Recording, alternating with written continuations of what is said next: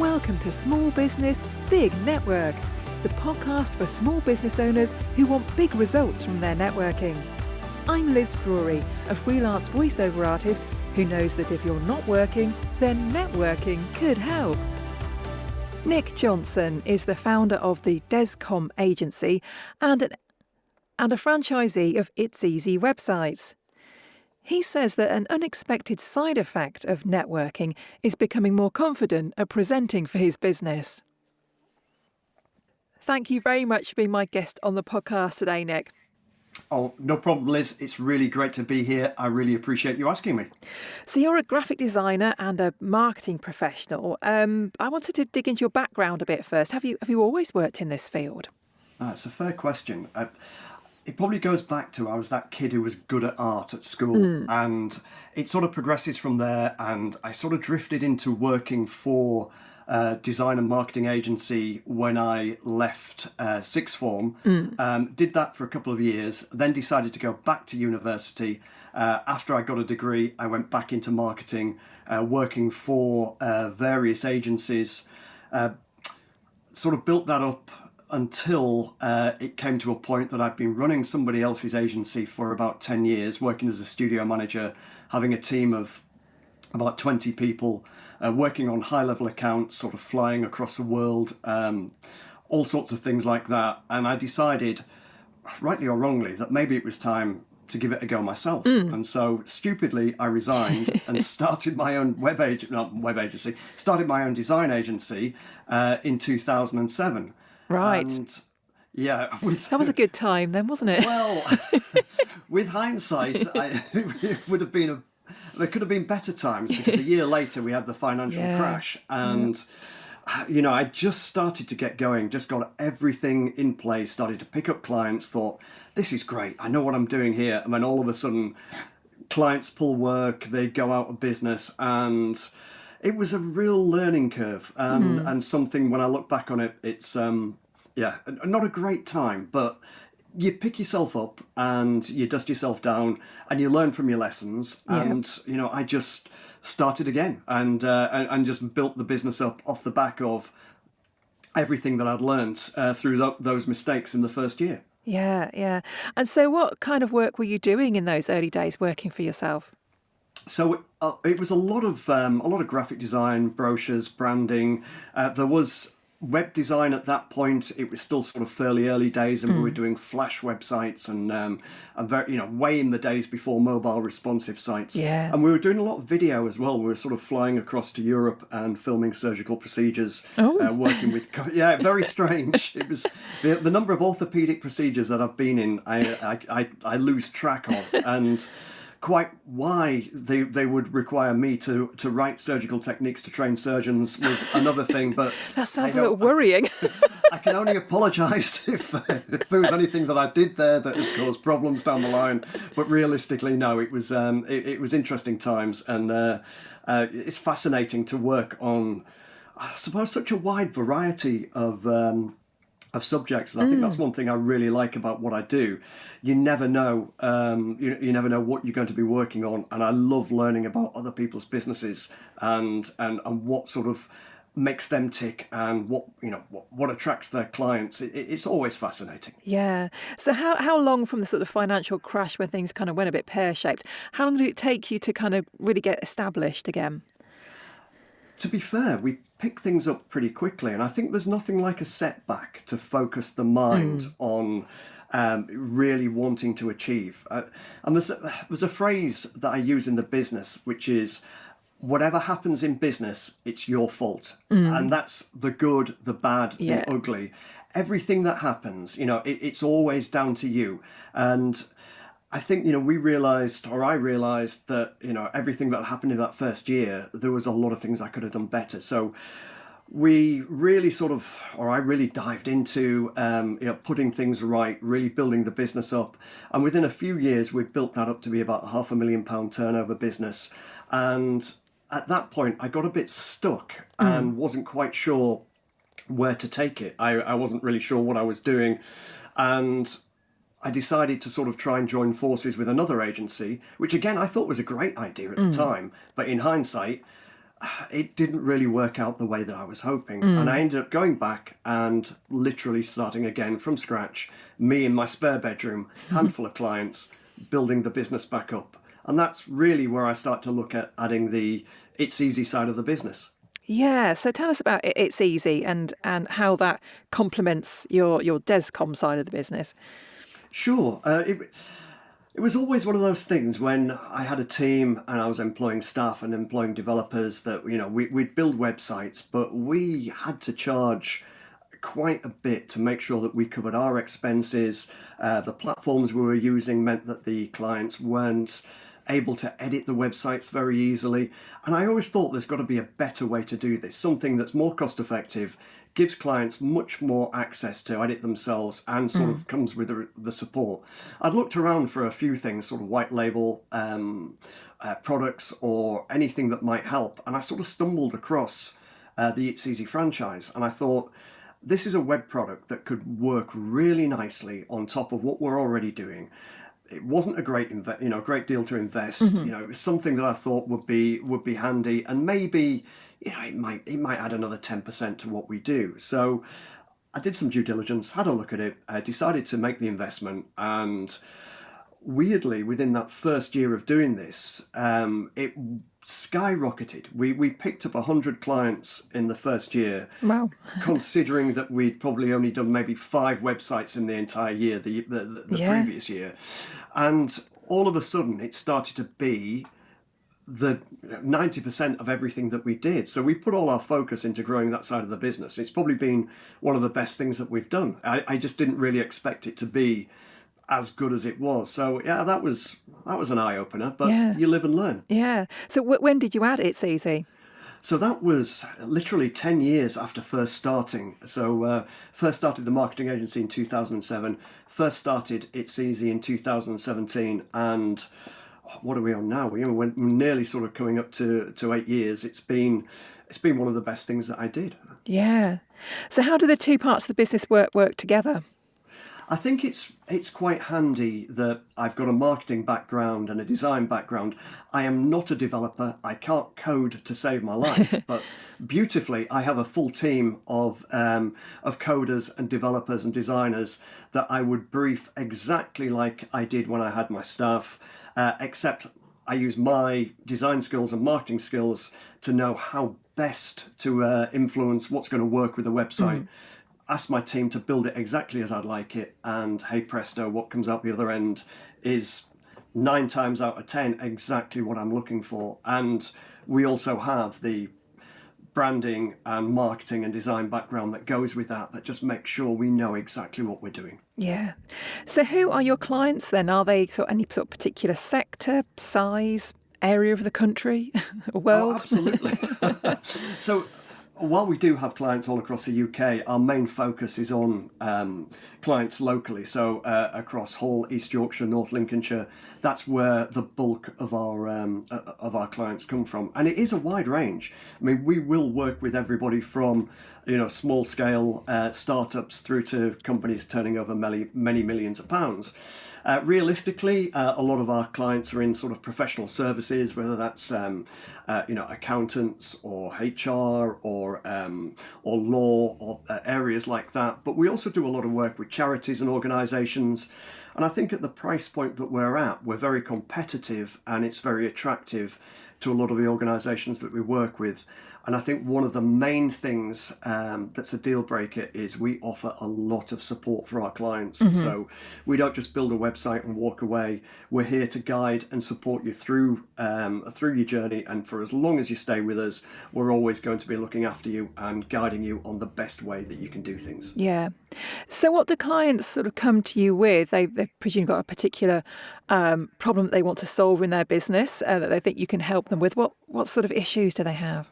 That's a good question, and I think like most people's businesses, what we do is about problem solving, and that's what I really like, problem solving. Everybody's got a problem, and it's how we approach that and how we fix that through what we do. And most of the time, a lot of the clients that we pick up may already have a website, but it'll be old, it'll be outdated, it'll be unloved. They can't maybe remember who built it in the first place. Nobody knows how to access it. It's maybe, nobody's looking after it. They've not got a security certificate.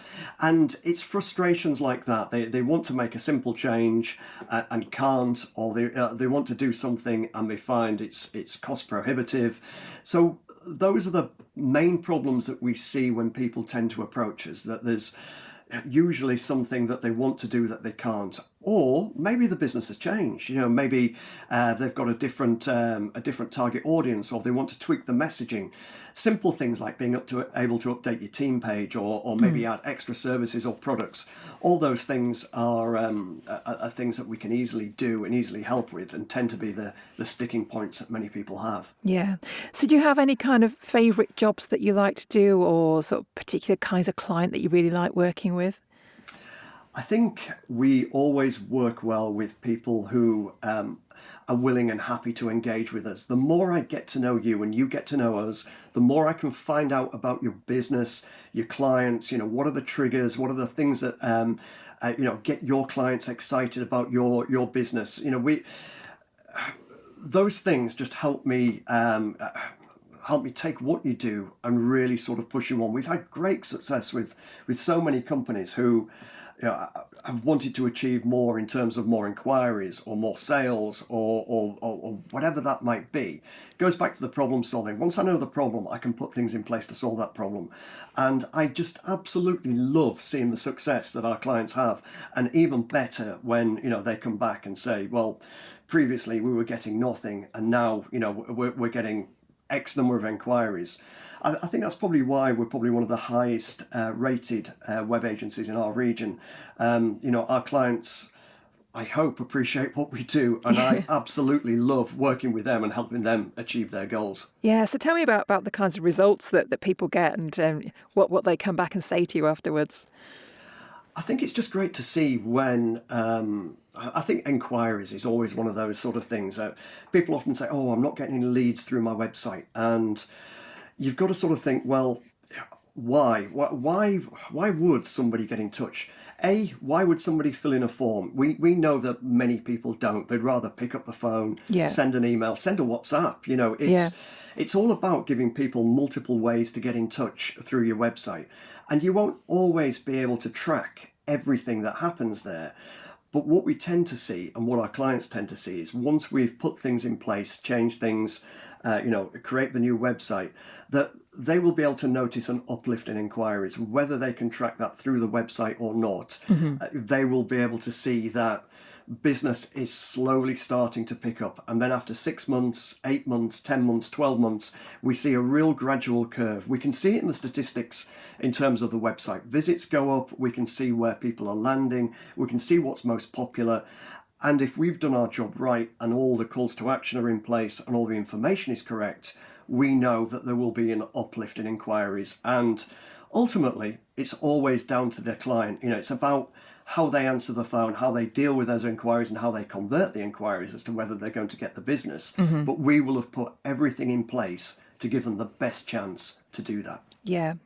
So having started your business before the financial crash and that sort of dark time, and come out the other side of that, how did your business deal with the pandemic? Well, how was that for you?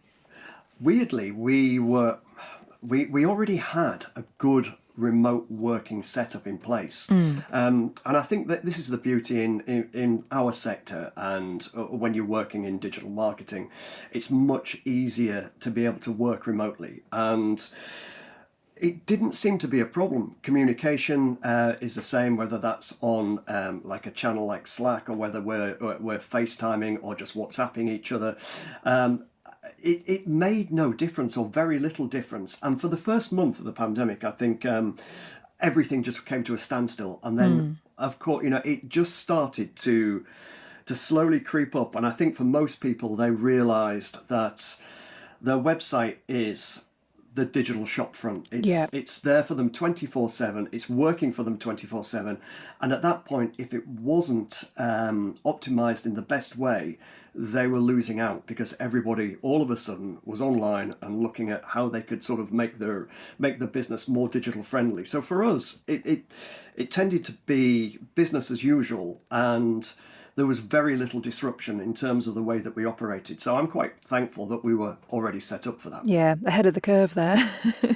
For once, yes, and it's quite happy that we were. So let's have a chat about networking then, because I know that's something that you do for your business. Yes. Where do you like to network, and how do you like to network?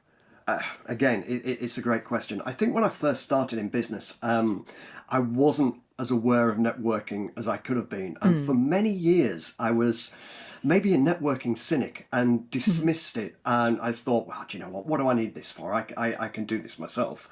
And then when we launched the It's Easy side of the business, I realised that if I was going to grow this quickly, and if I was going to try and get the word out there as fast as I could, then I thought networking would be the ideal way to do this. And I sort of put myself out there. I found a couple of groups. I started to network much more consistently, and I can honestly say it was one of the best things that I did. I think without doing that, I wouldn't have been able to grow the It's Easy side of the business in any way, shape or form as fast or as quickly as we did. So it did become probably one of our most important marketing pillars, was getting out and networking.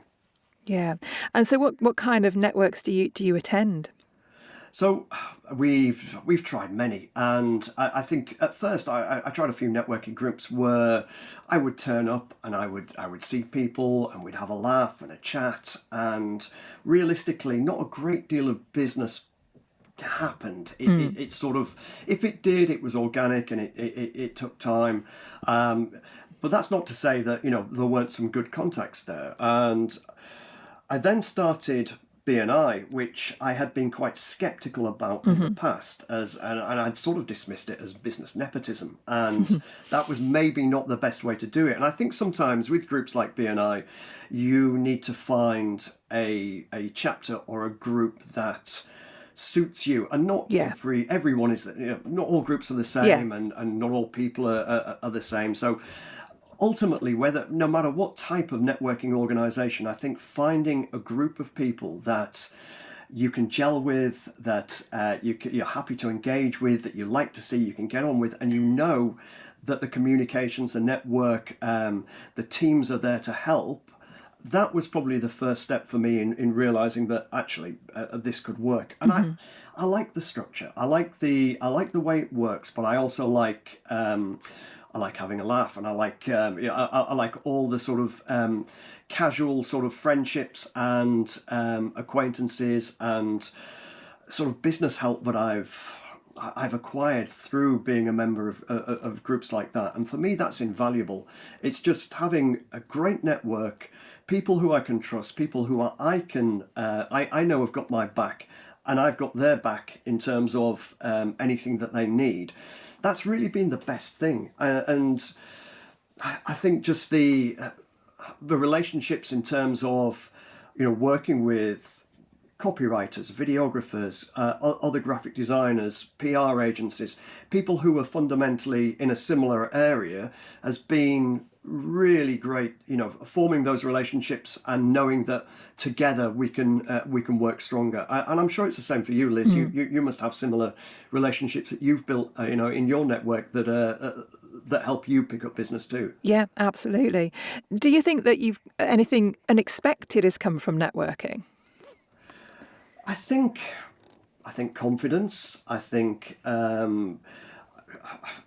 was listening to one of your other previous podcasts about somebody who was an introvert at networking, and I think deep down I am quite introverted, and people might find that a bit weird because I'm happy to stand up and talk, and I can I can do that, and I can present, and I think that's come mainly through having to do it because that's what you do because you're looking to grow your business. But networking in itself has been a big part of that, and standing up every week, talking about your business, talking to people, just being able to be comfortable and confident that what you do is, that you're good at what you do, and that what you do makes a difference. I think that helps. So networking in that respect, I absolutely love, and I see it with other people who've maybe come into a network, they were a little shy, they weren't sure what to expect, and all of a sudden,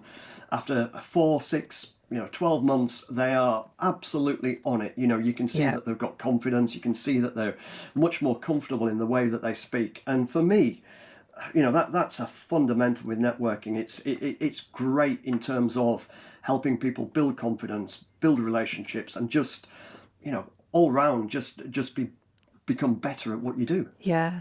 And the more times you do that, getting up and giving that pitch for your business, the easier it becomes, doesn't it? It does. It becomes second nature, and I think that's great. So, whenever you get that classic, "Oh, what do you do?" which is always a really sort of on the spot question, you feel much more comfortable in terms of being able to just reel off and talk about the benefits, without overselling. I'd much rather listen, and I love listening to what other people do, but I am also happy to talk, as you can notice when people ask. Wonderful. Well, thank you very much. You've been a great guest, Nic. Final question then. If people want to know more about you, Descom, It's Easy websites, what is the best place for them to connect with you?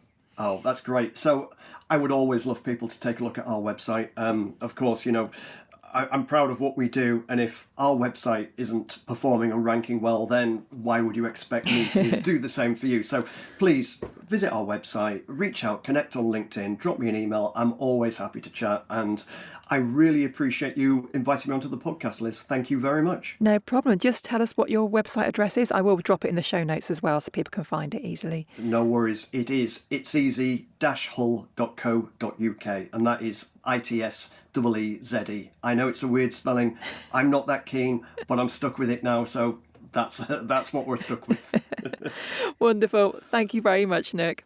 No worries. Take care, Liz, and thank you.